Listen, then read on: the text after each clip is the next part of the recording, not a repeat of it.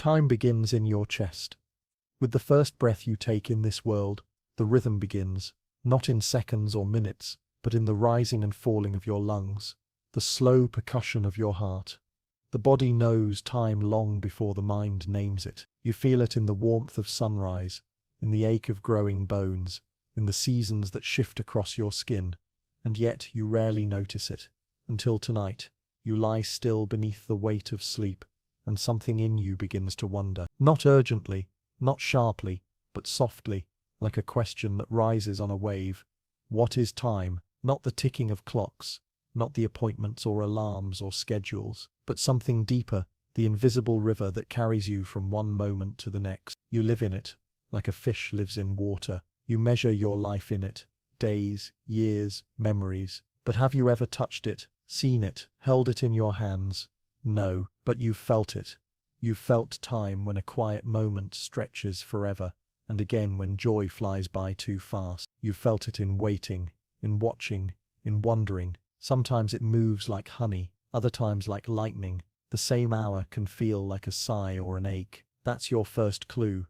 Time is not fixed. It seems so ordinary, so steady, but even here, in your resting body, time can slip and sway. Your heart doesn't beat like a metronome. It speeds when you're excited, slows when you're safe. Your mind doesn't move in straight lines. It jumps between past and future, memory and dream. Time to you is already a dance, and the more we learn, the stranger the dance becomes. Physicists once believed time was absolute, the same for everyone, everywhere, a ticking backdrop to the universe. But that idea has long faded. Like a mirage in the desert, the closer we looked, the more it dissolved. What we found instead was something softer, stranger, something that flows differently depending on where you are and how you move. In the stillness of night, you can begin to feel that mystery. You think about astronauts, orbiting far above you. You share the same Earth, the same sun, the same moment, and yet, their time moves a little differently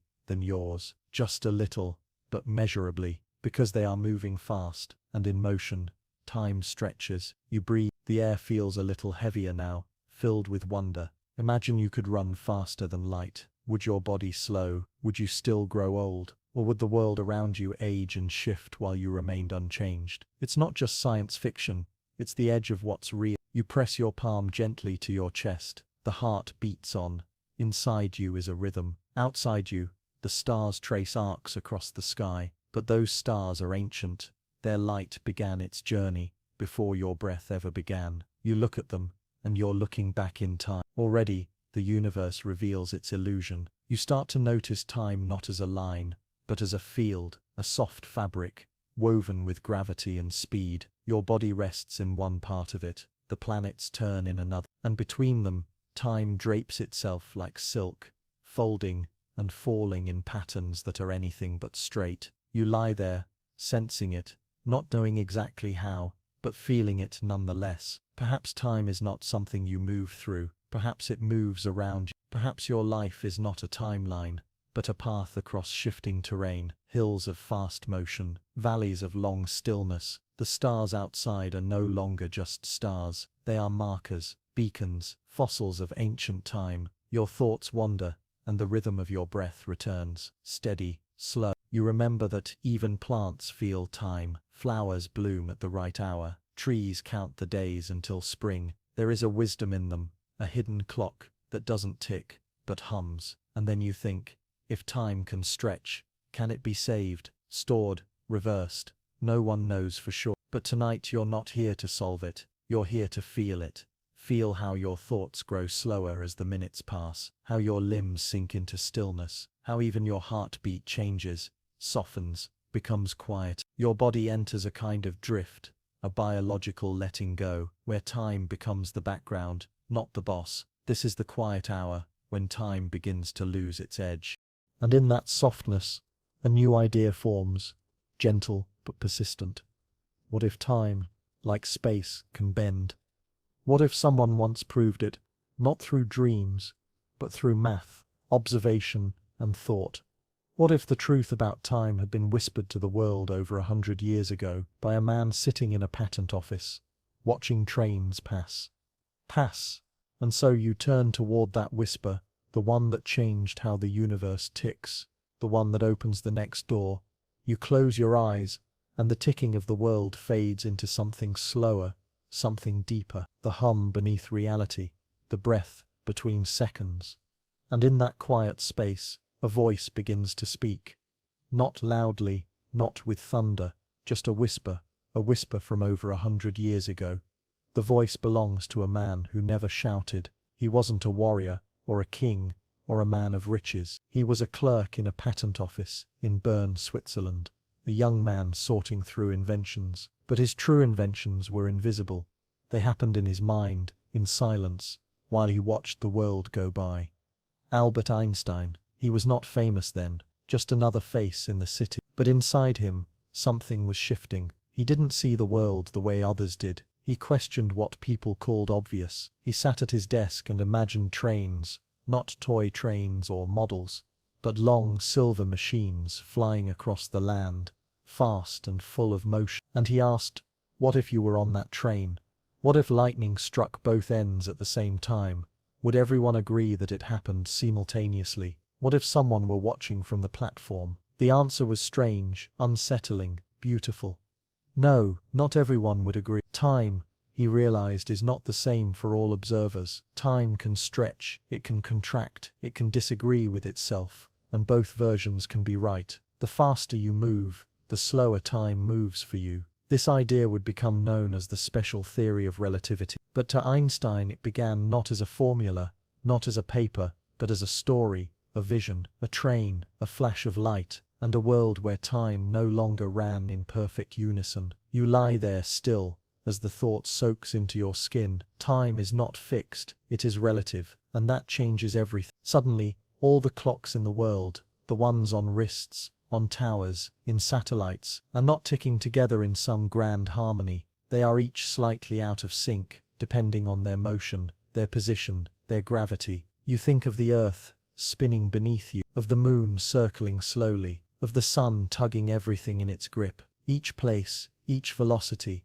each gravitational pull, slightly reshaping how time flows. To understand Einstein's whisper, imagine a river. You stand still and the river flows past you. But what if you jump in and move with the current? The water beside you slows, the flow changes, not because the river has changed, but because your frame of reference has. Time is that river, and motion is your paddle. In Einstein's world, speed becomes more than just distance over time. It becomes a sculptor of reality. The faster you move through space, the slower you move through time, like a pendulum swinging wider and slower with each push. But Einstein didn't stop there. He saw something else, something grander. What if gravity, too, could shape time? What if heavy objects, stars, planets, black holes, weren't just pulling things with invisible strings, but bending space and time itself, like a heavy marble sinking into a sheet of rubber? The closer something gets to gravity's grip, the slower its time becomes. That idea would bloom into general relativity,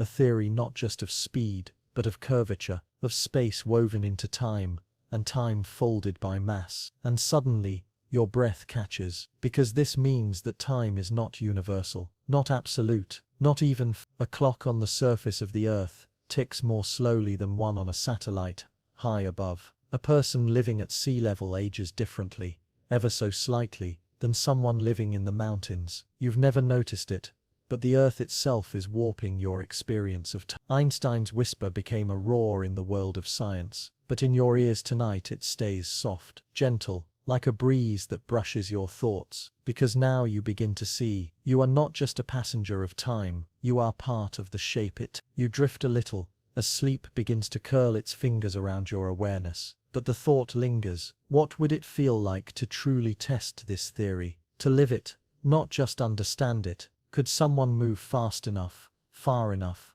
to really see time slow down? And if they did, what would happen when they came back? There is a story that answers this question, a story of two twins, separated not by distance, but by time's stretch. One stays on Earth, the other takes flight, and when they reunite, something is beautifully broken. You feel still, quiet, held gently by gravity, tucked into a bed, the night folding itself around you like a blanket of breath. But your body is not still, not at all. Right now, as you lie in the hush of this room, the Earth spins beneath you, over 1,000 kilometers per hour at the equator. You don't feel it, but you are moving. The Earth itself, like a patient dancer, circles the sun at 30 kilometers per second, faster than a bullet. You don't hear it, but you are gliding. And that sun, your steady flame, is not fixed in place either. It swings in a slow spiral through the galaxy, dragging you and the Earth and every moon and planet with it, at speeds that defy imagination. You don't see it, but you are soaring. You are already a spaceship, a passenger on many layered journeys. Your body, soft and breathing and warm, is riding cosmic currents without even trying. And yet, what if you could try? What if you could move faster, not just with the Earth, but beyond it? What if you had a ship built not from metal, but from imagination, from physics, from possibility? What if your body itself became that vessel, one designed to test the edges of time? You close your eyes and let yourself imagine. You sit quietly in the capsule, no roar, no countdown, just silence, and the steady pulse of your heartbeat, the rhythm of your built-in clock. Then, slowly, the stars begin to stretch. Your ship moves faster, 10,000 kilometers per hour, then 20, then 50. Your fingers twitch, your breath changes. Soon you're moving so quickly, Earth seems to dim behind you. The rules you once knew begin to bend. Time, ever your companion, starts to lag. Not for you, for them, for the world you left behind. This is not fiction. This is physics. Time dilation, whispered by Einstein, becomes your reality. The faster you move, the slower time flows in your vessel, compared to the rest of the universe. Your heartbeat still feels normal, but to those watching from Earth, your clock ticks just a little slower. Imagine it. For every year you feel in your ship, 2 or 5 or 10 might pass on Earth. You are not cheating time, you are stretching it. You are folding it gently around your motion, like fabric around a dancer's arms. Your body is still the same, but time is not. It's as if you've stepped into a different current of the river, one that flows at its own pace, and the longer you ride it, the further you drift from the shores of the familiar. Now your mind wanders. You think of your muscles, your skin, your cells. They are time-bound creatures. They grow, heal, decay, all according to rhythms shaped by Earth. But in this imagined ship, they are touched by relativity. The wear of years becomes gentler. The threads of aging stretch longer. It's not magic, it's the speed. The faster you go, the more time yields. Not willingly, but inevitably. The universe cannot hold time still across all frames, and so, it listens to motion. Your ship hums, you float, your thoughts are feathers. What's strange is how calm it feels. You expected drama, maybe fire, but time bending is quiet, subtle. You don't feel the shift, but if you could peek back at Earth, you'd see it. The trees would grow taller, the cities would change, people would age, and you would remain. In this imagined future, your body becomes a messenger, a voyager, a quiet experiment in living slower, in letting motion cradle time, and still, it feels peaceful, because your body is not resisting, it's just riding, not against time, but with a new flow of it. This ship of yours, this body, becomes a metaphor for possibility, for the gentle strangeness of a universe that allows time to be pliable, soft, conditional. And here's the most beautiful part. You don't need to leave the planet to know it's true. You've already felt time change, in dreams, in pain, in love, in waiting. You've lived long days and short years. You've felt time race and crawl. Einstein gave you the math, but your body gave you the experience. The rhythms of breath, the pace of a walk, the softness of a sigh. These are the ships you live inside every day. They shape your time. They color your world. You don't have to be a physicist to know that. You just have to be alive. And as you rest here, in your quiet orbit of thoughts, you begin to see how motion and stillness are both part of the same dance. You don't need speed to understand time. You just need perspective. And yet, you can't help but wonder, what would happen if two people, made of the same blood, the same beginning, were separated by that motion? If one stayed grounded while the other sailed near the speed of light, what would they find when they met again? Perhaps it is not just theory. Perhaps there is a story of twins, of distance, of a return changed by time's uneven path. There is something quiet and strange that happens when you leave Earth, not the silence of space, though that too is vast and soundless, but something even subtler. Time begins to shift. You don't feel it, not right away. The pulse in your wrist stays the same. Your breath moves in and out in its usual rhythm, but the longer you float above the Earth, the more the difference grows. Up there, where satellites circle and astronauts drift in orbit, time ticks a little slower, only a little, just a fraction of a second for every few months, but still, it's real, and it's measurable. If you were to return to Earth after a long mission aboard the International Space Station, your heart would have beaten slightly fewer times than if you had stayed on the ground. Your body would be just a whisper younger. This isn't science fiction, it's relativity. The faster you go, the slower you age. Not because your body is frozen or paused, but because time itself loosens its grip. You imagine it like a ribbon being pulled. On Earth your ribbon unspools steadily, but in motion, at high speeds, the ribbon stretches longer, thinner, slower. The events of your life, the clock of your cells, the soft unfolding of memory, all begin to flow differently. Now you drift into thought. What if you could go faster? Not just orbital speed, but near the speed of light, the universal limit, the great cosmic boundary. What would happen to your time then?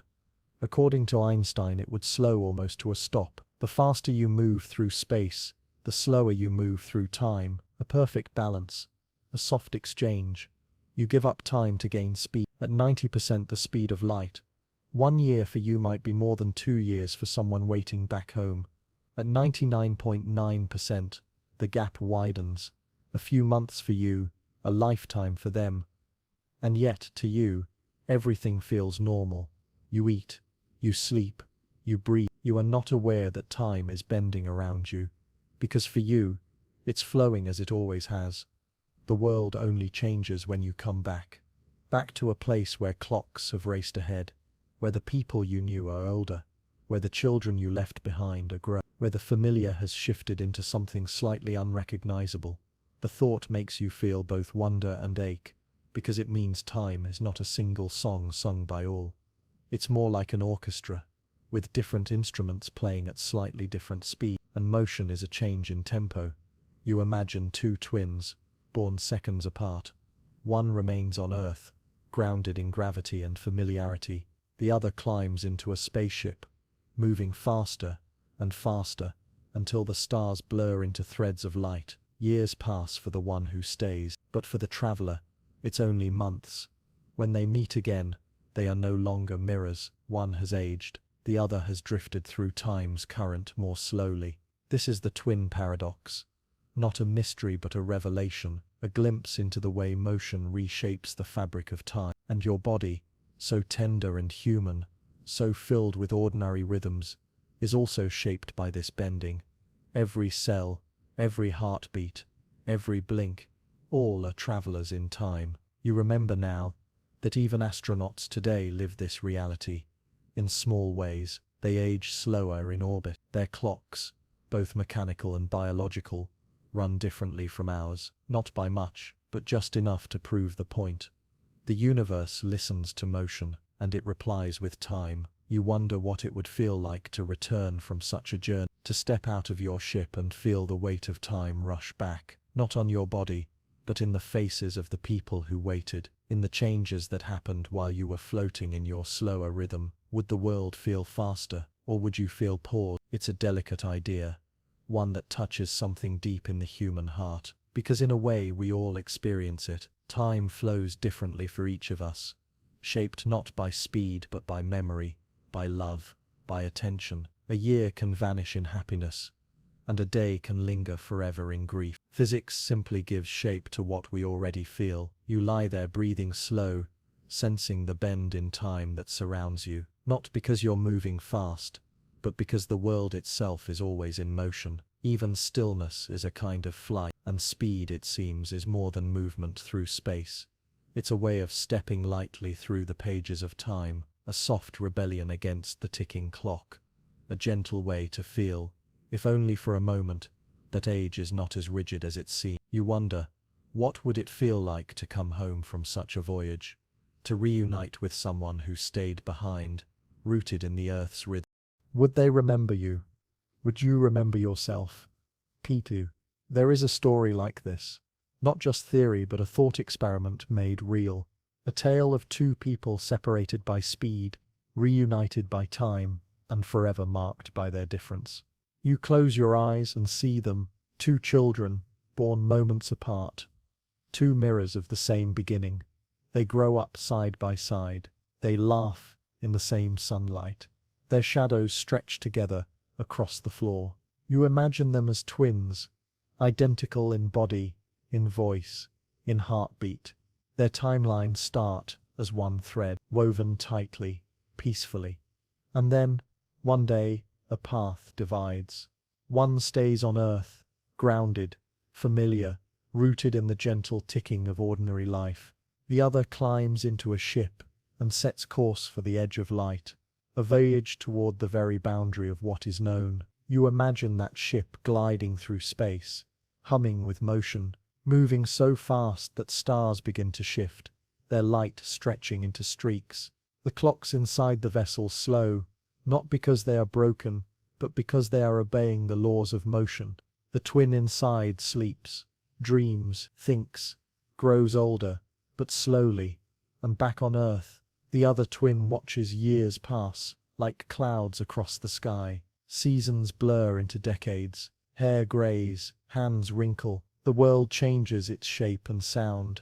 They both live, but not equally. This is the twin paradox, a name that sounds like a riddle, but hides a truth, so strange it feels like poetry.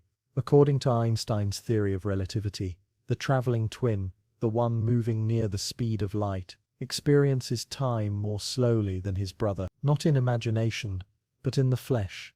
When the voyage ends and the ship returns, the moment becomes a reunion. Two faces, once identical, now separated by time's uneven brush. One carries the weight of years, the other holds the youth of a stretched moment. You sit with that image, let it settle into you, not with sadness, not with wonder, but with stillness. Because this story, while impossible today in our technology, is possible in principle. It's real in the numbers, in the physics, in the shape of time itself. And what's more, it's not just about clocks. It's about the body, about memory, about the way time lives inside your skin. The twin who stayed behind didn't just grow older. He lived through more meals, more footsteps, more breaths. His bones carried more weight. His cells performed more work. The traveling twin lived fewer moments, even if his journey covered more space. You might ask, how can two people, born the same, return so different? How can time play favorites? But time does not choose. It simply responds to motion, to gravity, to frames of reference. Time is not the metronome we once thought it was. It's more like a thread, pulled and twisted by the forces around it. And the human body, so trusting of rhythms, simply follows. Imagine if that twin looked into a mirror after landing, his face smooth, his eyes still bright, but behind him the buildings are taller, the language slightly changed, the music unfamiliar. He did not cheat time, he traveled a different path through it. You might feel a quiet ache for the twin who stayed, but think for a moment. What did he gain? A full life perhaps, children, songs, sorrow and celebration. Time is not just about quantity, it's about what fills it. And the younger twin, though less aged, missed those days. Time dilation is not just a trick of speed, it is a window into what time really is. Not a single river we all float down, but a vast braided delta, full of tiny diverging currents. Where you are, how fast you move, what gravity you feel, all of it shapes your flow through the stream. You touch your own wrist gently, feel your pulse, imagine it ticking slightly slower in orbit, slightly faster at sea level. Your body is already feeling these differences. Every day, you just can't perceive them without a clock, but physics does, and it whispers. Even now, you and I do not live in the same exact moment. We are each inside our own thread of time, woven close but never quite identical.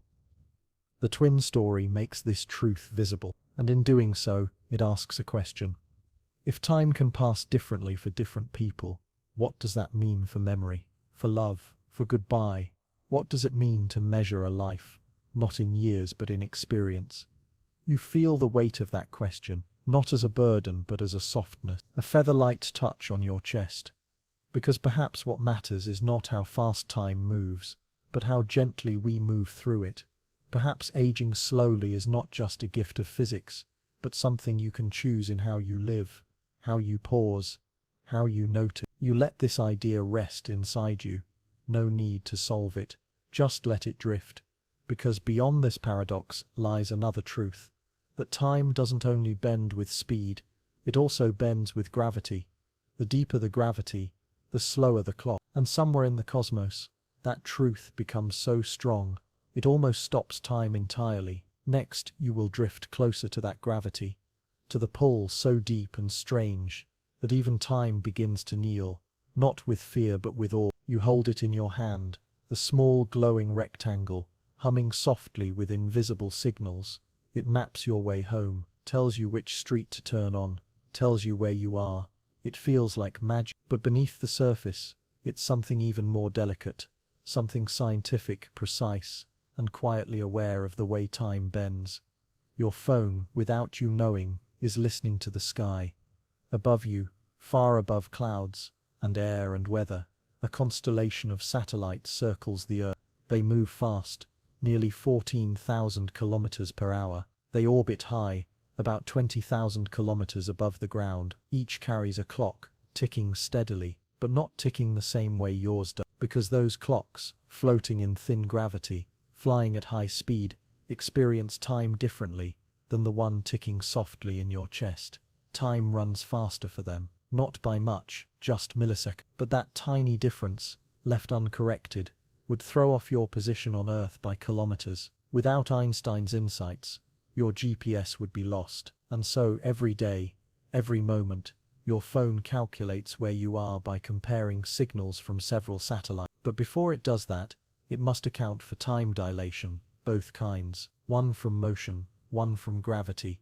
Because relativity is not just a thought experiment, it's not a distant idea locked in books or whispered through telescopes. It is practical, measurable, built into the devices you use without thinking. Einstein's quiet revolution lives in your pocket. You walk with it, run errands with it, travel across cities with it, and it adjusts for a world where time is not the same everywhere. You never see the correction, but it happens. Instant, smoothly, a kind of invisible agreement between Earth and space, between physics and technology, between reality and understanding. It's humbling and beautiful. You stand on a sidewalk, waiting for a ride. You glance at your screen. A blue dot shows exactly where you are. But that blue dot is the product of something ancient and cosmic.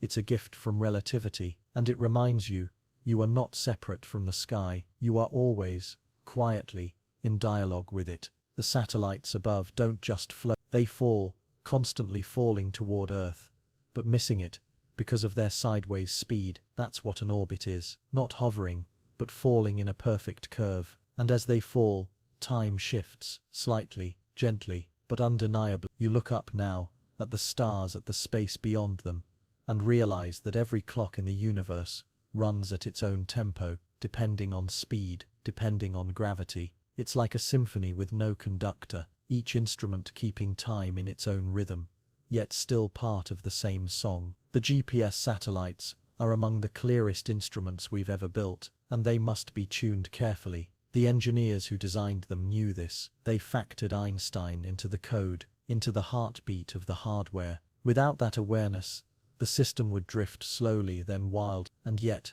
with the correction in place, it works. You get home, you find the right door, the world becomes traceable, all because someone remembered that time doesn't tick the same in the sky. You wonder now, how many other tools do you use without realizing their roots stretch into cosmic truth? How many quiet technologies are shaped by ideas once considered impossible? Your breath slows, your fingers loosen. You begin to feel not just informed but comforted, because there is something reassuring about a universe that is both strange and dependable.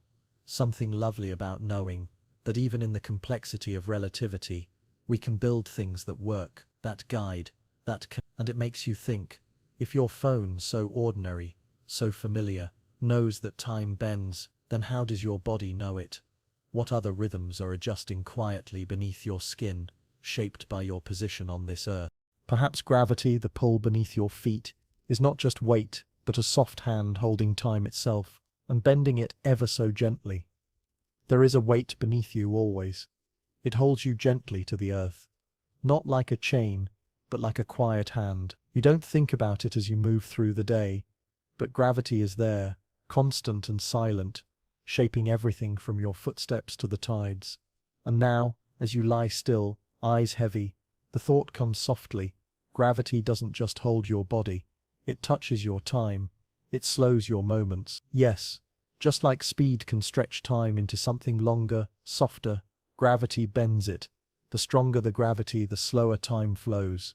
You've already lived this truth, quietly, unknowingly. If you've ever stood at sea level, and then again atop a mountain, you've moved through different rivers of time, minutely different, imperceptible to your senses, but real to the clocks that never blink. Clocks high on mountaintops tick a little faster than those in the valley. They are farther from the Earth's core, and so, less tightly held by gravity. The difference is tiny, but measurable. Time, it seems, listens to the Earth's embrace, and the deeper the embrace, the deeper the stillness. Now, let your imagination drift even further, far beyond the gentle pull of Earth. Picture a star that has collapsed under its own weight, so dense, so compact, that not even light can escape its grasp.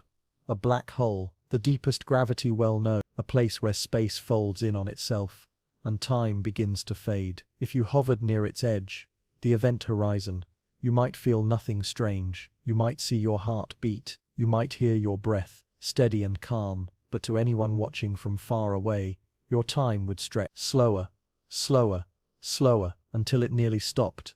To them you would appear frozen, trapped in a single frame of time, never moving forward, but for you, everything would feel normal. This isn't fantasy, it's a prediction of general relativity, a theory confirmed by the stars. Time, like fabric, bends around mass, and the more massive something is, the more it presses down on time itself. Even the light, which usually races forward, struggles near a black hole. It bends, it warps, it tries to escape, but cannot, and in that gravity, time folds into shadow. You breathe slowly now, imagining what it would feel like to approach such a place, to be close to something so powerful that it warps the rules of reality itself, not violently, but with an ancient, quiet authority. Perhaps that's what gravity really is. Not just a force that pulls, but a sculptor of time. You feel it now, not just as downward pressure, but as something deeper, something that curves your minutes, your moments,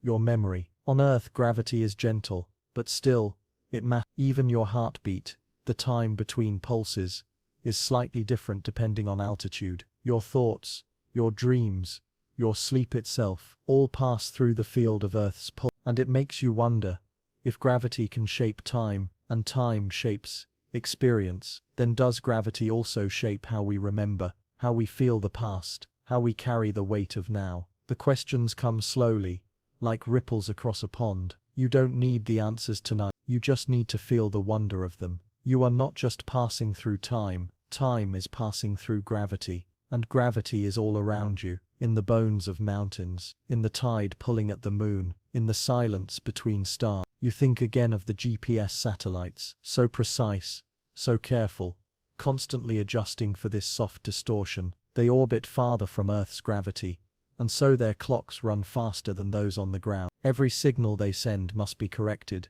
so your phone can tell you where you stand. But what tells you where you are in time? Perhaps it's your breath, perhaps it's gravity itself. The closer you are to the Earth, the more time drapes over you like a thick, invisible fabric. The higher you go, the lighter that fabric becomes. It's not enough to feel, but it's enough to matter.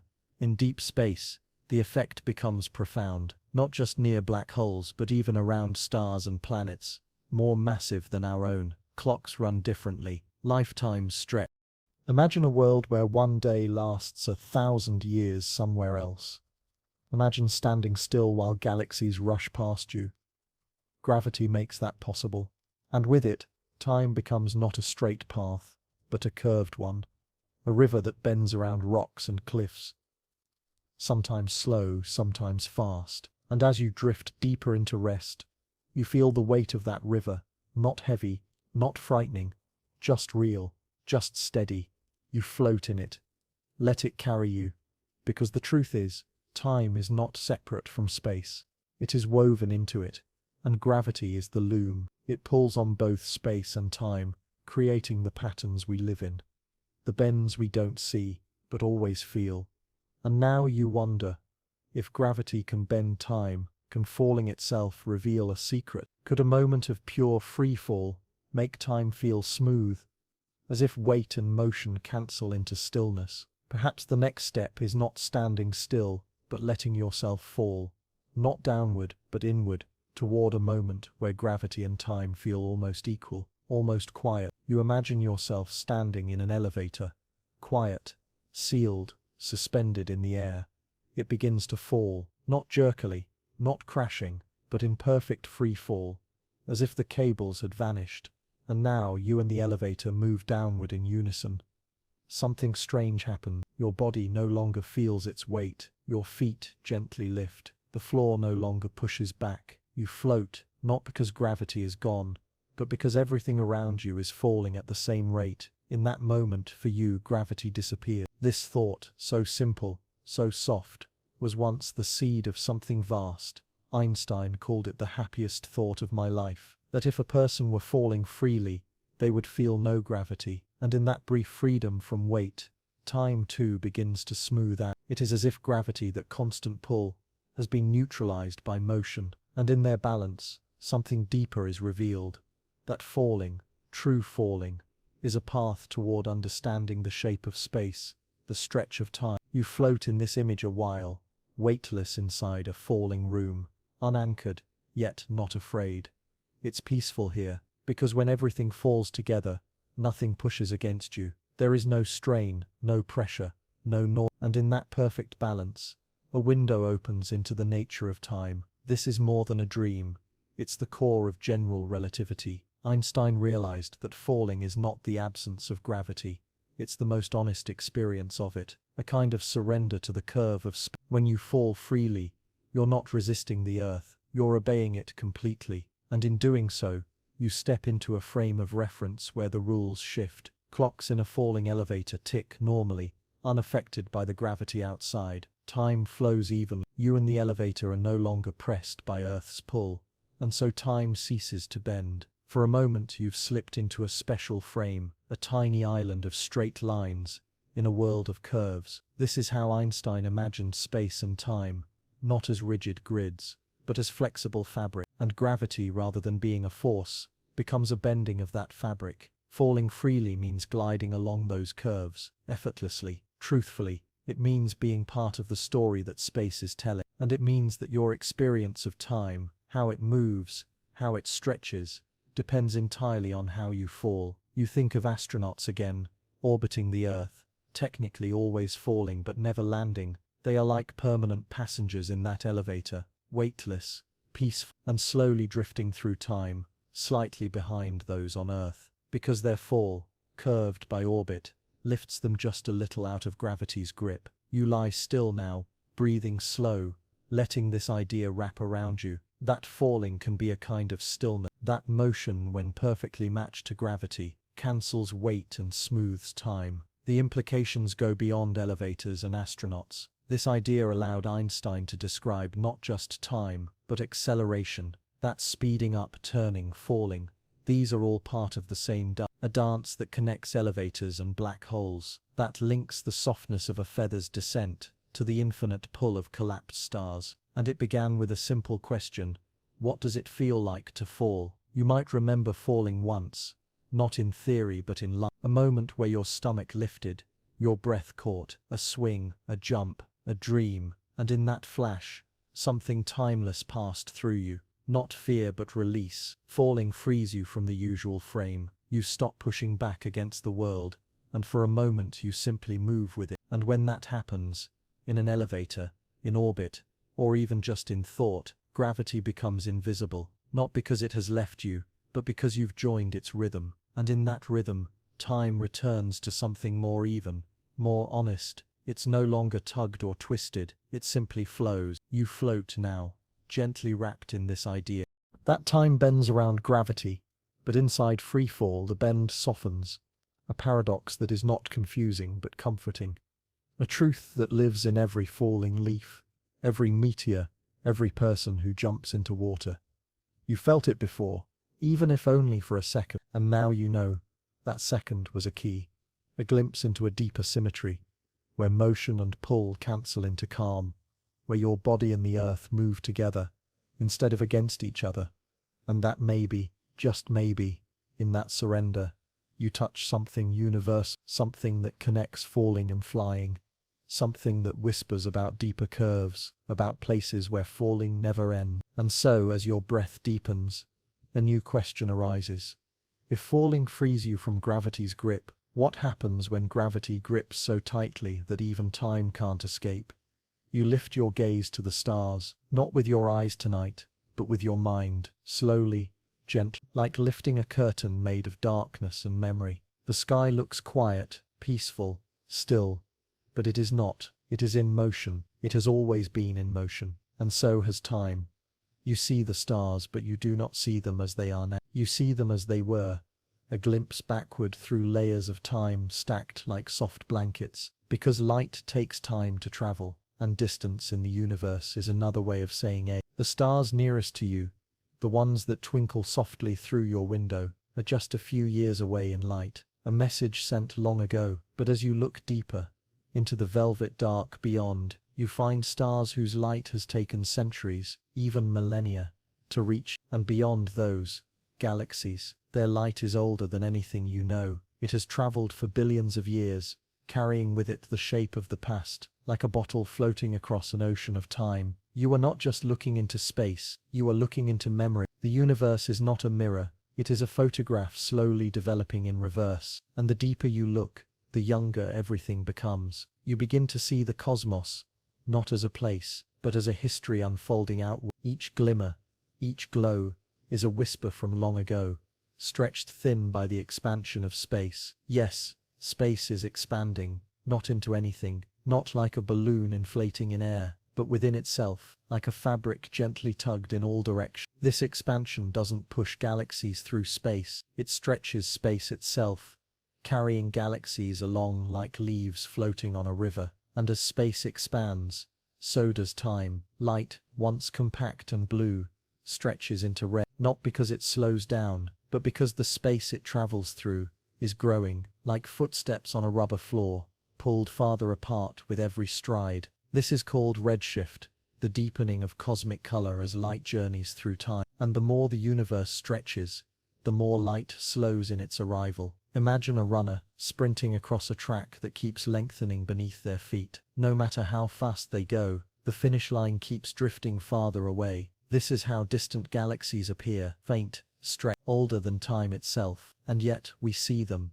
because light is patient. It doesn't forget its direction, it just takes longer to arrive. You breathe softly now, letting this truth sink into your chest like warmth, that the night sky is a map of delays, a tapestry of late arrival, and you resting here are the final stop in a long journey of light. Every photon that touches your eye tonight has traveled an immense distance, across stars and space dust, past magnetic fields and silent collisions, through the curves of gravity and the edges of time, all so it could say, this is what once was. And you, quiet, still, receiving, are the witness. You begin to understand time not as something that simply passes, but as something that lingers, like perfume in a hallway long after someone has gone, like footprints in snow that hasn't yet melted. Time, in the cosmos, is thick.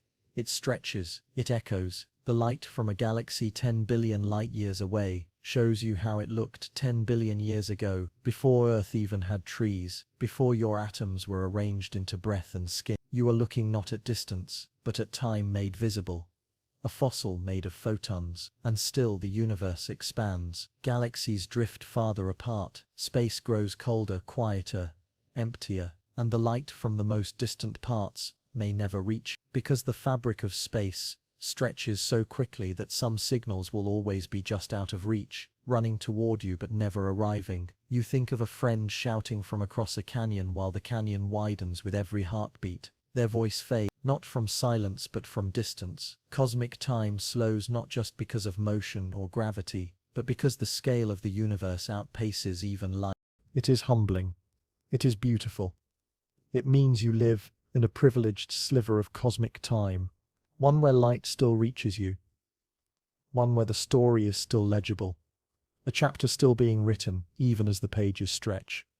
You lie back now, feeling not small, but connected, part of this unfolding. A reader of the stars' long letters, a witness to their ancient light, and somewhere deep in that fabric, a question forms.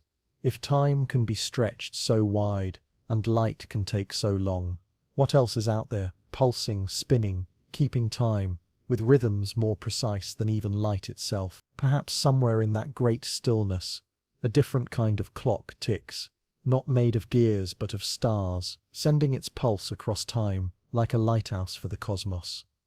Imagine a lighthouse in the darkness, not on an ocean shore, but deep in the black stillness between stars. It turns, slowly, silently, and with every turn, it sends out a beam, not of light, but of radio waves, invisible, yet constant, predictable, reliable. This is a pulsar, a neutron star, born in the final breath of a massive sun. It is small, barely the size of a city, yet it holds more mass than our sun itself, so dense that its atoms are crushed into a soup of neutrons, so compact that its gravity pulls space itself tight around it. And yet in this collapse, something miraculous survives. Motion. The star spins fast. Some spin hundreds of times per second, like a ballerina pulled inward faster and faster, because the closer the mass, the quicker the turn, and from its magnetic poles shoot beams, not of sound, not of color, but of pattern, signals that sweep through space like the ticking of a cosmic metronome. You might think of them as clocks, some of the most precise known in the universe. Even across thousands of light years, their rhythm remains steady, beat, beat. Astronomers on Earth detect these pulses and mark time by them, like listening to a drum in the distance that never skips a beat. Some pulsars are so regular that we use them to define time more precisely than atomic clocks. They are nature's heartbeat, and yet even they are not immune to the stretch of space. Even they, these perfect dancers of the cosmos, are touched by relativity. If a pulsar moves quickly through space, or drifts near a strong gravitational field, its rhythm slows, slightly, but measurably. Time bends, even for the most precise. There is no absolute tempo, only shifting rhythms, and suddenly, what seemed like perfection reveals itself as something gentler, not a master clock, but a guide, an echo of something close to steady, but still breathing with the universe. You lie back now, letting the thoughts settle into your chest, that even the most disciplined rhythm can be softened, that nothing escapes the conversation between motion, gravity and time. Pulsars don't resist this, they adapt, their rhythm changes as they spin down over millions of years. They slow, gently, not from friction, but from the release of energy, the loss of motion into the quiet around them. It is a kind of cosmic aging, a ticking that gets tired, and yet they still pulse, still speak, still send their messages across space. And we, with our soft eyes and sensitive instruments, listen. We use them to measure space, to map the galaxy, to test Einstein's theories again and again. In pairs, pulsars orbiting each other, we've seen the loss of energy predicted by relativity, the dance of time written in their spiral. They become not just clocks, but scribes, writing the story of space-time with every spin. You think of your own heartbeat now. It's not as precise. It speeds up when you're afraid, slows when you're at rest. But it too is a kind of clock, a rhythm that tells you how you're moving through the world. And maybe, just maybe, the pulsars out there are like that too. Not absolute timers, but reflections of their environment. Reminders that time is not just measured, it is felt. The pulse of a star, the breath of a person, both shaped by where they are, how they move, how they are held by gravity. You drift into this idea slowly, that the universe doesn't need perfect clocks. It needs rhythms, patterns that guide, even if they are not absolute, like tides, like seasons, like the soft swing of your thoughts as you fall asleep. And as your breath slows, you begin to hear something else. Not from outside, but from within, a quiet wondering.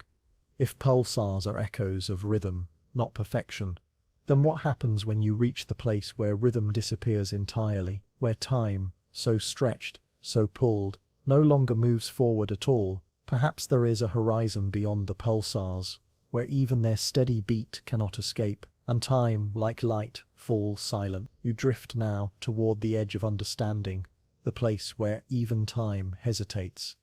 Out in the darkness of the universe, where stars collapse and matter folds in on itself, there is a boundary, not a wall, not a fence, but a horizon. The event horizon, the edge of a black hole. Here, gravity becomes so intense that not even light can escape. Not because light slows, but because space itself pulls inward faster than anything can flee. And time does something stranger. It stretches so far, so thin, that to someone watching from far away, it appears to stop.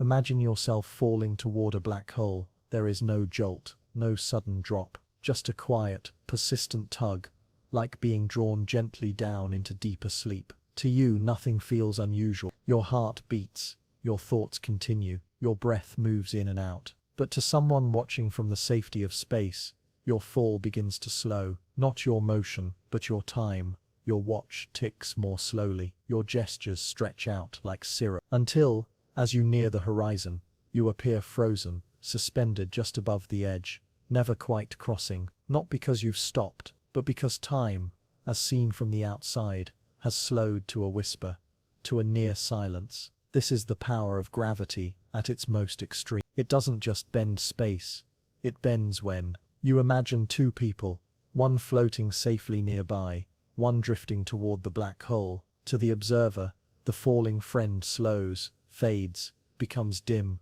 Their voice, stretched across radio waves, deepens and draws out. A simple hello becomes a long, low hum that never ends.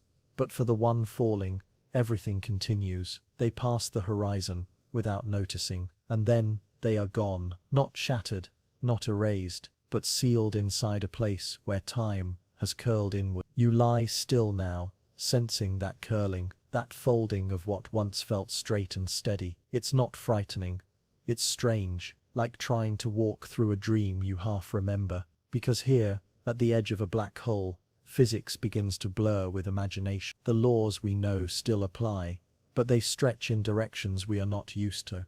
Space becomes twisted, time becomes thick, and the horizon becomes a one-way veil. From the outside, nothing returns, not light, not sound, not time. It's as if the universe draws a curtain and says no further, but that's not quite true, because what happens inside still happens. The traveler continues, time flows for them, just differently, we just can't see it. You wonder, lying there, if this is what memory feels like. Moments that still exist, but which you can no longer reach. Inside you, but untouchable, is the inside of a black hole like that, not destroyed but hidden. A library with the door locked. Scientists argue over what's really inside, whether information survives, whether the laws of quantum mechanics can ever be reconciled with the warping of space-time. But tonight, you don't need to solve it.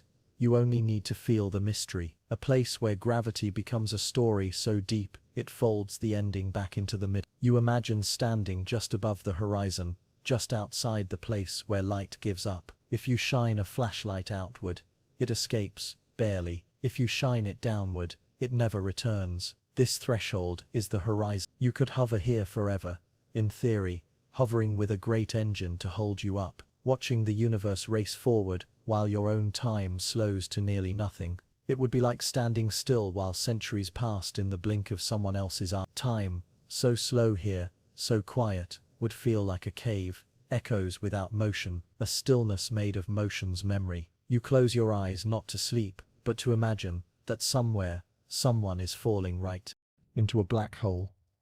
And to them the fall feels real, short, instant. But to us, it never finishes. It is frozen in time, an endless moment, a pause that can never resume, and you begin to see time differently again. Not just as something that moves, but as something that can be held in place, captured, folded into the shape of a horizon, where it becomes not a line, but a circle, and what lies inside that circle may still be beating, still turning, still ticking, out of sight, out of reach, but not out of time. And you wonder, if light can bend, and time can stretch, and motion can freeze, then what is now? Perhaps now is not a point on a line, but a place we carry, one that changes shape as we drift closer to gravity's quietest edge. You lie here quietly, in the gentle stillness of night. Your breath moves slowly, your body, soft against the pull of the mattress, sinks into comfort. And somewhere, not far, in the invisible layer of your thoughts, a question rises. What time is it now? It feels simple. You glance at a clock. It says something, a number, an hour, a minute, a shape we've given to motion. But that number, is it yours? Is it mine? Is it everyone's? Time used to feel shared, like a single river we all drifted down together. But now you know, that river splits. It curves, it slows, it flows faster in one place, quieter in another. So what does now mean, in a world where time is not the same everywhere? You imagine two people, one on a mountain, the other at sea level. They both look at a clock, and it shows the same time, but behind the scenes their seconds tick at slightly different rates. One is living a slightly faster now, and that difference grows with motion, with distance, with gravity. You think of astronauts again moving fast in orbit, just above the curve of the Earth. Their clocks tick slower than yours, their now is just behind you, a tiny delay, a breath of difference, but it's real, and the further you go, the more these nows drift. If someone lives near a black hole, their seconds stretch. They might live a full minute, while a day passes for someone else. So who is living in the true now? Maybe no one is, or maybe everyone is, because time is not a single timeline with a universal present. It is a tapestry, a quilt of layered nows, each one stitched from its own frame of motion, of gravity, of experience. You and I may look at the sky at the same moment, but your now resting here with breath slowing is not quite the same as mine, and yet, we meet, we talk, we love. So perhaps now is not a universal rule, it is a shared agreement, a space between. You picture the earth turning, light fading from one side, growing on the other, people waking, sleeping, dreaming, all within their version of now. It's beautiful, isn't it? That your now belongs to you, formed by your heartbeat, your place on this turning planet, your speed through space. It's your rhythm, your version of the moment.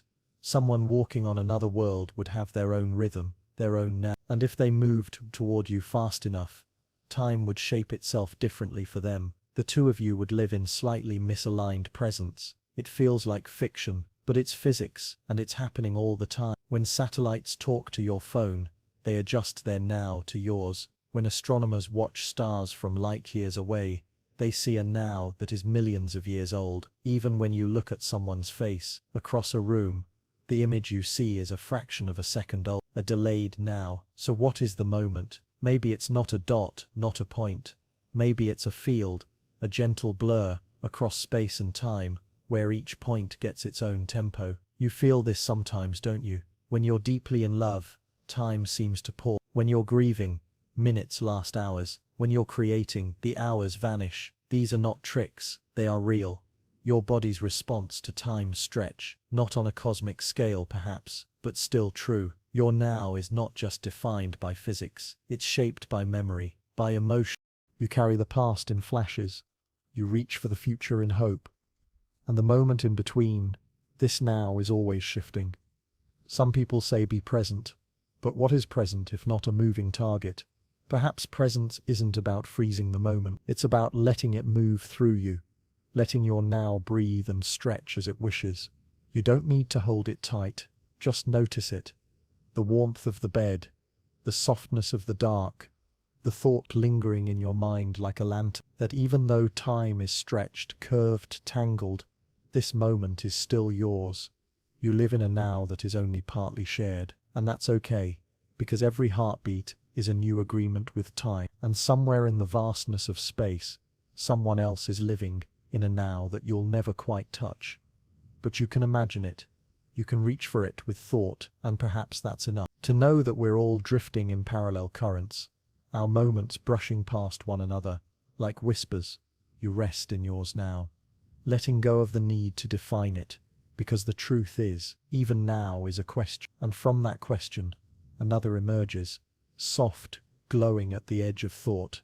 If time can stretch and melt and blur, then how does it shape the way you think, the way you remember, the way you imagine what's next? Perhaps your mind too carries its own rhythm of time-bending memories and dreams, into the shape of something only you can feel. You close your eyes and thought begins to stir, not like a machine starting up, but like water rippling from within. Where did the thought come from? The past, perhaps, a memory, a word, a breath that echoed earlier. Or maybe it's already reaching forward, towards something you haven't yet lived. This is the quiet wonder of the mind. It lives in time, but it doesn't always follow time's rules. You are made to move through time one way, 1 second, then the next, then the next. But your thoughts, they slip, they loop backward into memory, they jump ahead into dreams, they pause, they repeat, they surprise you. So what shapes this movement, and how does time itself shape what you think, how you feel, who you are? Your brain, this soft structure, tucked behind your eyes, is more than an organ. It's a map of moments. Each thought you have is born from another. One fires, and then another. A cascade, cause and effect, neurons tracing stories into being. This is how you understand the world. In lines. This happened. So this happened. Your memories form a sequence. Your plans stretch into a timeline. And so, it seems, your brain is built for time that moves forward. But what happens when time bends, when it stretches in space, slows near gravity, splits between two people moving differently? Does your mind adjust? Can thought learn to follow curved time? The truth is, it already does. Think of a moment you've remembered again and again, not just once, but many times, perhaps in different moods. Each time you recall it, it feels a little different. That memory is not frozen. It folds, it spirals, it responds to your present. Just like light, stretching across space, memory too stretches across feeling. And your future, that imagined place ahead, is not fixed either. It's a moving picture, constantly redrawn by hope and fear and possibility. Your thoughts are not bound by the rules of Newtonian time. They are fluid, like waves in a curved ocean. Science tells us that memory is reconstruction, that every time you recall something, you reassemble it, not like a perfect photograph pulled from a drawer, more like a painting, touched by your current hand, which means your mind isn't a timeline, it's a landscape, a field of rising hills and sudden valleys. Some parts are close, others you move through it not with your feet, but with your attention. You jump, you float, you circle.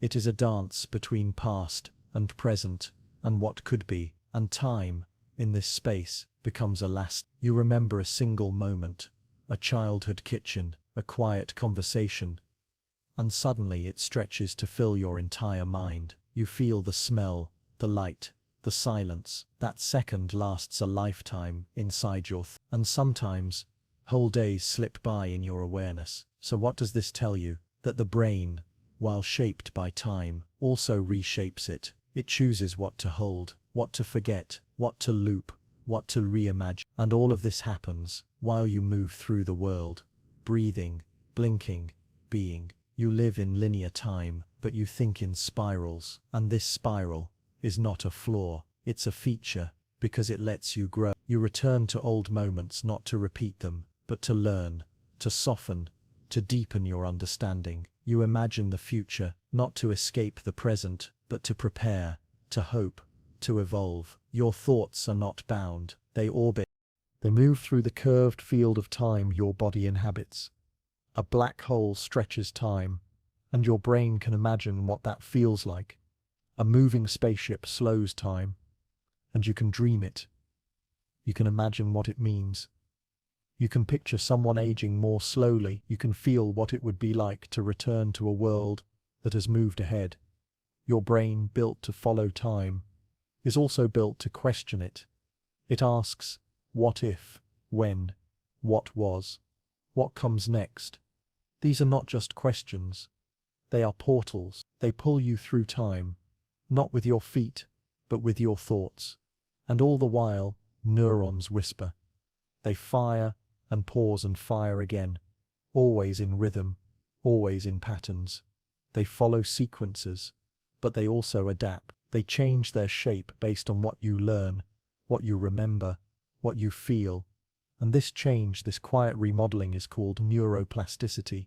Your mind, just like time, is never quite still. It reshapes itself in response to the path you walk through grief, through joy, through wonder. It changes its architecture, just like time changes its speed. And perhaps, just perhaps, this is not a coincidence. Perhaps time shapes the mind, because the mind in its deepest places understands time's true form, not straight, but curved, not fixed, but living. And if that's true, then your mind is not just a passenger, it's a navigator, a quiet pilot in the tides of what was, what is, and what may still come.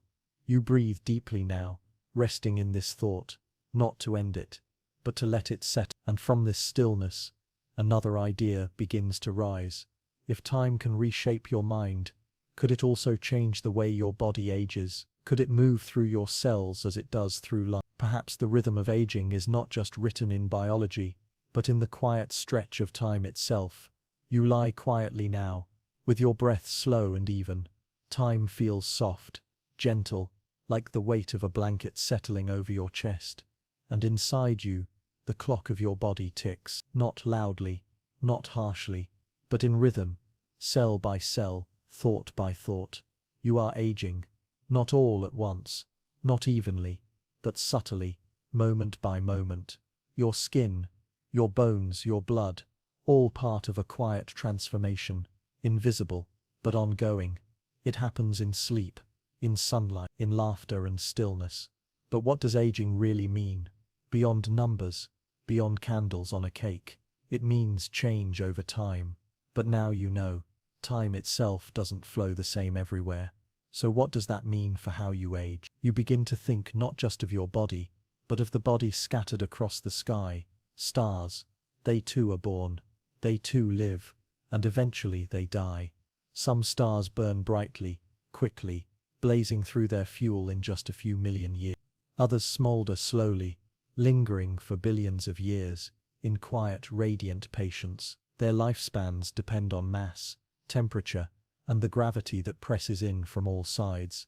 The heavier the star, the faster it burns, and the deeper the gravity well it creates, the more it tugs at time. A large star, near the end of its life, collapses under its own weight, its core presses inward. Time near its surface begins to stretch. Just as you learned near black holes, gravity doesn't just pull on space, it pulls on when. Aging, even for a star, is not straightforward, because the speed at which its matter burns, cools and contracts, that speed depends on how time flows around it. And so, you begin to see aging, not just as biological or chemical, but as temporal, a product of the curve that time takes around mass, around motion, around energy. You return now to your own body, your small, quiet mass, floating gently in a deeper gravity well. The earth holds you here, and your time flows accordingly. But what if you left? What if you orbited a distant planet, where time moved slightly slower because of its speed or gravity? Your body would still age, but just a little less with every passing day. If you returned, the earth might be older than you expected, and your age, your internal count of time, would no longer match the world around you. It's a strange thought, but it's real, and stars feel this too. Their insides may be hotter, denser, heavier than their outer layers. Time moves differently in their cores than at their edges. Each layer of a star experiences a slightly different flow of time. So when we say a star is 10 billion years old, that's an estimate, an average across the uneven fabric of its existence.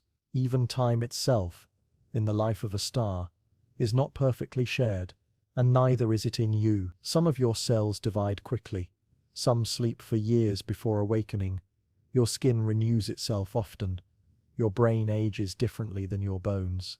You are not one aging clock. You are many. A collection of tiny timelines, each curved by biology, by gravity, by memory. And it is that, the asymmetry, that makes you human.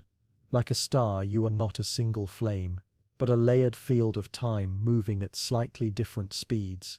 It is beautiful and humbling. You lie still now, feeling how strange it is that your body and a star might share something so deep, not in size, not in brightness, but in the fact that both are shaped, moment by time's invisible hand. And you wonder if aging is not just about how long something exists, but how it feels time.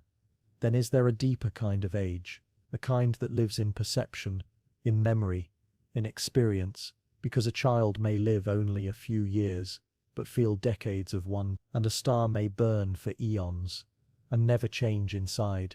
Time doesn't only stretch space, it stretches meaning. You carry years in your bones, but also in your heart, in your stories, in the people you love. And that kind of aging isn't marked by clocks. It's written in light, just like a star, whose light continues long after the star itself is gone. Perhaps your aging too will leave light behind. And now, in this quiet moment between seconds, a softer question begins to take shape.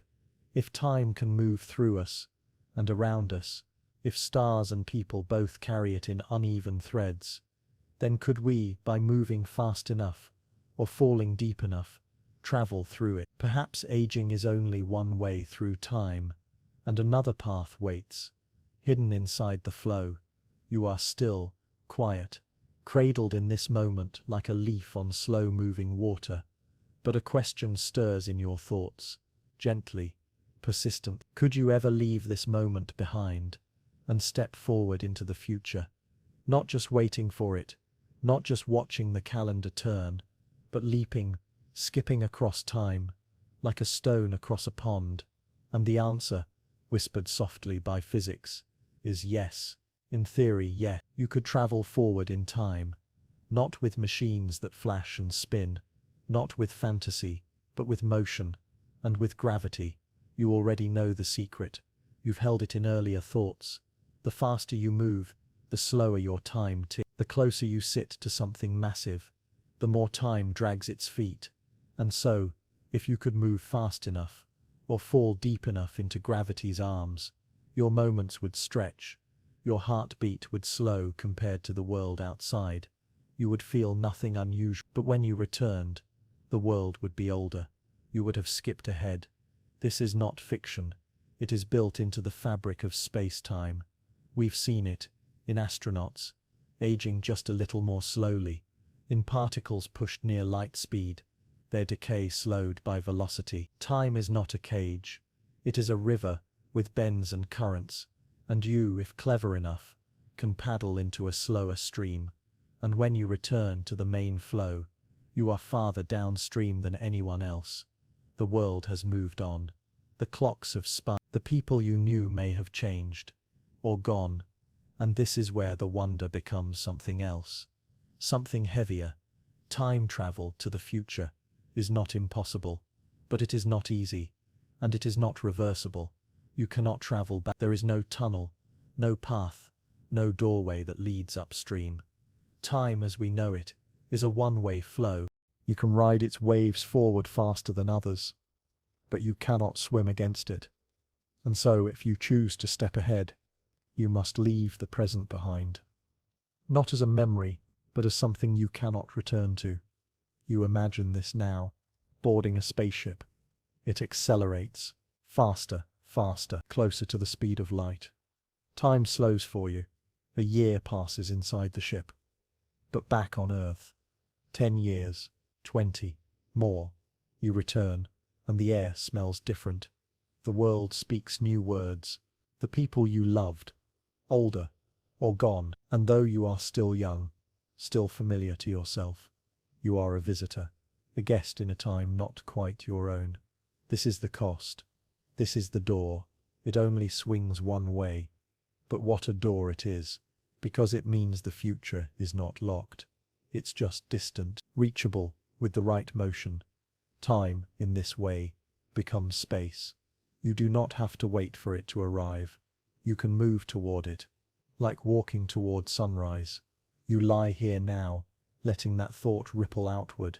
What would it mean to see a world not yet born, to arrive in a time when things are new, when old problems have passed, and strange inventions have bloomed? It sounds beautiful and lonely. You begin to feel the tension of time, how it connects and separates, how it offers motion and demands surrender, because to reach forward in time, you must say goodbye to now. And yet, the fact that time allows this at all, this bending, this stretching, is a kind of grace. It means time is not your enemy. It is a landscape, and you are allowed to move within it. With speed, with patience, with wonder. And as your thoughts float through that possibility, you begin to wonder, if the future can be reached, what kind of future would it be? What would it look like? What would it remember of you? And most of all, if time flows forward and never back, then what does it mean to leave a mark, to stay present in a future you'll never visit?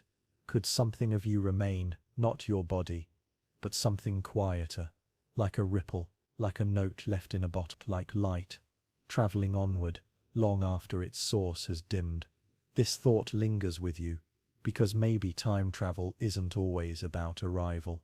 Maybe it's about sending something forward, a message, a story, a choice, a quiet hope that tomorrow still hears today. And just as that idea softens across your thoughts, you feel a new question blooming. If motion can carry you forward in time, then can gravity, that quiet, invisible hand, also shift time in deeper, stranger ways? Perhaps even the deep ocean of gravity, in all its quiet pull, holds a hidden tunnel into the future, one heartbeat at a time. You drift now, deeper into calm, into silence thick as velvet, and beneath you, far beneath the surface of the earth, another world begins. The ocean. It waits in layers, cool, dense, quiet, not empty, but full of life, of pressure, of time moving just a little differently. You picture it now, a clock, lowered deep into the sea, not broken, not stopped, just slower. Not because the clock malfunctions, but because time in that pressure feels the difference. Here, even water bends time, not with force, not with gravity alone, but with depth. The deeper you go, the more pressure you feel. Tons upon tons of water, pressing down from above, not crushing, but constant. And though we rarely think of it, pressure too can stretch time, just enough to be measured. A clock placed deep beneath the ocean's surface will tick just a little more slowly than one resting on land. Not enough for you to feel, not enough to age you differently by any noticeable measure, but still, real enough that deep-sea explorers, submarines, and even scientists must account for it when calibrating precision. This difference, this barely there tug, is one more reminder that time listens to its environment. Not just to speed, not just to stars or black holes, but to the quiet, constant pressures of Earth itself. You imagine the seafloor now, cold, still. Strange fish drift past thermal vents. Life pulses in silence, and in that darkness, time stretches by microseconds, but enough to matter. Time changes in orbit, where gravity is weak, and it changes in the sea, where pressure is strong. Every altitude, every depth, tells time slightly differently. You stand atop a mountain, closer to the stars, further from the Earth's pull, and your seconds adjust a hair faster. You descend below the ocean, into pressure, into weight, and your time slows again. So what is time, really? If it listens even to things we cannot feel, you begin to understand it, not as a ruler, but as a living veil, rippling gently as the world presses against it. Time is the skin stretched over reality, and every peak, every valley, every molecule of atmosphere leaves a subtle fingerprint. You think now of satellites, so far above you, so fast, so light in gravity, and how their clocks must be adjusted, corrected, because without that correction, the maps in your phone, the paths of planes, the orbits of spacecraft would drift out of step, out of sync. Not because we made a mistake, but because time itself is elastic. The same happens at sea, to measure depth, to guide submarines, to model waves, Time must be precise, and that precision must include pressure. Even there, in the quiet cold where no light reaches, relativity holds true. You lie back now, imagining yourself as a clock, your breath ticking, your heart pulsing, your mind drifting through layers. What would happen if you sank into the ocean? Not hurriedly, not with fear, but slowly, with curiosity, with stillness. At first, the change would be nothing, but deeper, deeper, where whales sing in lonely tones, where sunlight dies, time would curve, you would age. Just a whisper, slower, still yourself, still alive, but part of a different tempo. And when you rose again, it would feel the same, but your clock would know, and time, subtle, invisible, listening, would remember. This is not a story of huge leaps, not a science fiction plotline. This is truth, soft and measurable, proven again and again by scientists, with clocks more precise than any heartbeat. And it teaches you something quiet, that time is not only shaped by great cosmic forces, but by the world you live in, the hill you walk, the air you breathe, the oceans you sail across. You are part of time's curve, not just when flying fast, not just when circling stars, but always, even now, even here. And it makes you wonder, if a clock underwater ticks slower, then what about clocks in deeper space, in emptier, quieter realms, where gravity is faint, where the pull is weaker, where silence stretches for light years? Could time run faster there? Could something live in a rhythm even quicker than yours? Perhaps in the emptiness between stars, time flows faster than you know, and the silence is not stillness, but speed in disguise. Time feels like a river, doesn't it? Always moving forward, never back. A stream that carries you from childhood to now, and onwards still. You can't swim upstream. You can't unblink, unspeak, unlive. But what if that's only how it feels? Not how it must be. Tonight, you sit with that idea, quietly, gently, letting it breathe. Because physics, the deep mathematics beneath reality, does not insist on forward. The laws that govern motion, gravity, light, and energy, they work in either direction. If a ball rolls across a table, and you film it, you can play that film backward. It still makes sense. The equations hold. The arrow of time, that sense that before leads to after, doesn't come from the laws of physics. It comes from entropy, a strange, quiet principle that speaks not about time, but about disorder. Entropy is a measure of chaos, of how spread out energy becomes, of how a cup once shattered doesn't reassemble itself, not because it can't, but because it's unimaginably unlikely. In a world with countless particles, the number of messy arrangements vastly outweighs the number of neat ones. So the universe drifts toward mess. It's not personal, it's just probable. And this subtle statistical truth is what gives time its forward lean. You feel time because you feel change, and change at its core is driven by entropy, from order to disorder, from structure to softness, from heat to cold. You breathe in, and your body organizes molecules. You exhale, and entropy increases. A star forms, a pocket of temporary order, but over billions of years it will burn out and fade. Entropy wins, but it wins slowly and beautifully, and it leaves behind the illusion that time must move in one direction. You think now of a broken glass. Imagine the shards leaping back into place, the milk rising up from the floor, the hand that knocked it tipping gently upright again.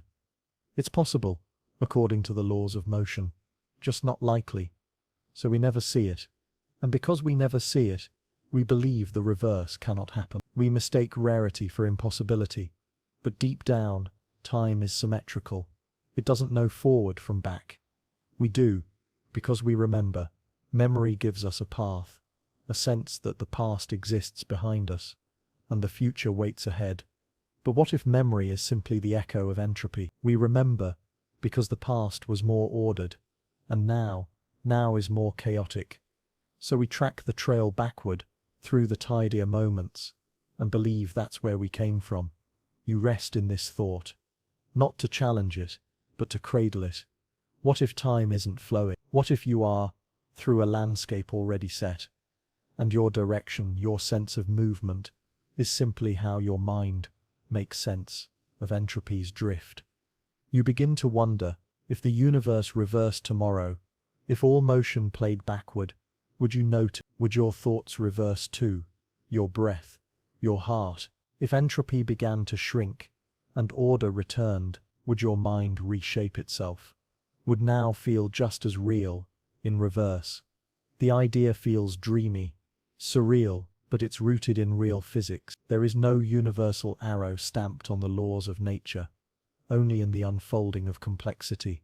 And so, as the stars burn down, as energy spreads, as order softens, you ride time like a wind, not because it must blow that way, but because it's the only wind you can feel. Entropy writes the story, and memory just follows the mess.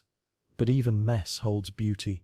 A drop of ink in water, a galaxy spiraling outward, a wave that collapses, not suddenly, but with grace. Time's arrow might point toward chaos, but within that path, you build meaning. And maybe that's what really matters.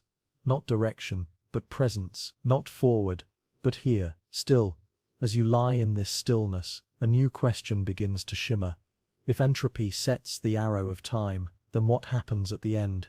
When the universe is cold, stretched thin, silent, will time continue, or will it lose its reason to move at all? Perhaps at the far end of time, when disorder is complete, the arrow fades, and only stillness remains.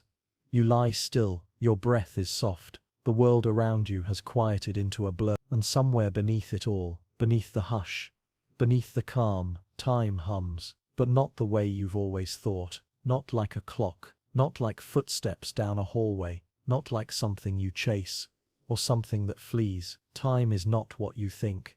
It doesn't tick, doesn't pass, it doesn't keep a steady beat. Instead it stretches, it curves, it warps in the presence of motion, of gravity, of mass. It's not a ruler, it's not a drum, it's a field, a subtle fabric, invisible, yet everywhere. You've walked through time every day of your life, but tonight, you turn around, you look at it more closely, more gently, and you begin to see its shape. Einstein once said that time is woven into space. They are not separate. They are one. Space-time, a living map, bending and curving around stars and planets. And you, a tiny thread in that immense weave. As you lie there, you imagine Earth resting in this fabric, its mass pressing down, not like a ball on a trampoline, but like a soft weight against silk. Around it, time slows, just a little, but enough. High above, on mountaintops or in orbit, time ticks just a bit faster, not because the clock is broken, but because gravity pulls time itself inward. This is not an illusion, it's not theory, it's been measured, proven, accounted for in every GPS signal your phone receives. The satellites circling overhead must adjust, because they live in a slightly different time than you do. It's a strange truth. You are always in motion, and time is always changing around you. When you move fast, time slows down. When you sit still, time moves on, but not quite as quickly as it does for someone above the clouds. So you begin to wonder, how many versions of now exist? The now for a satellite, the now for a deep-sea diver, the now for a comet streaking through the void. Each one slightly different, each one correct in its own frame.